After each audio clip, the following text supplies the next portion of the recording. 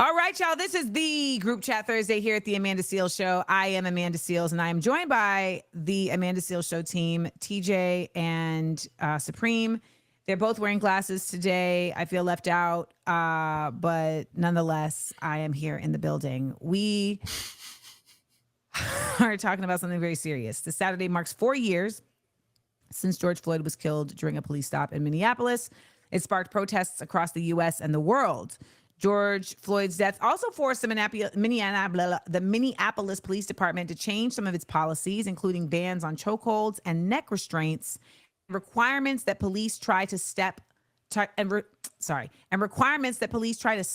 fellow officers from using improper force.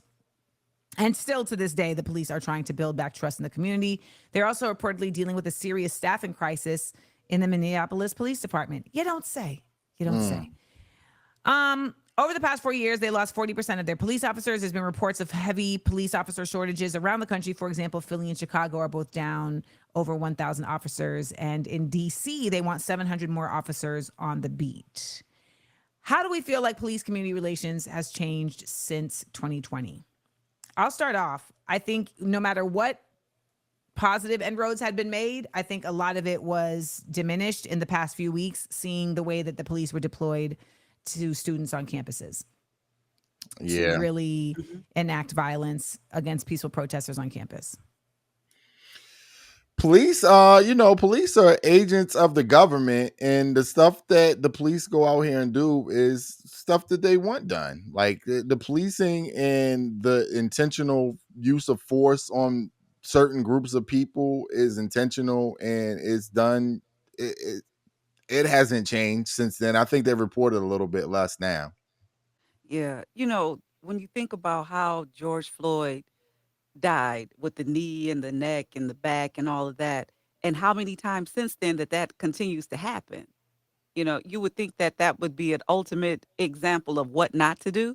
And I think now we just learn about it. We hear about it with the police cams and things like that. I don't think that I would like to say that things have gotten better. When I was a little girl, I remember the police used to drive around our neighborhoods and give out baseball cards.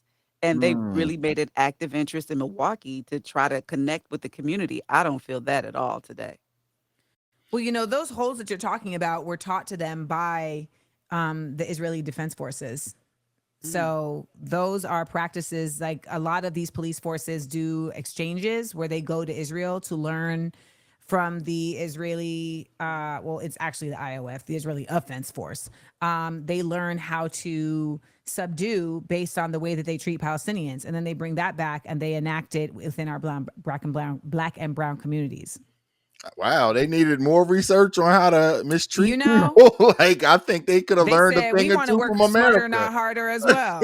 Yeah. I mean, when you think about just terms like I can't breathe, it's horrible. Right.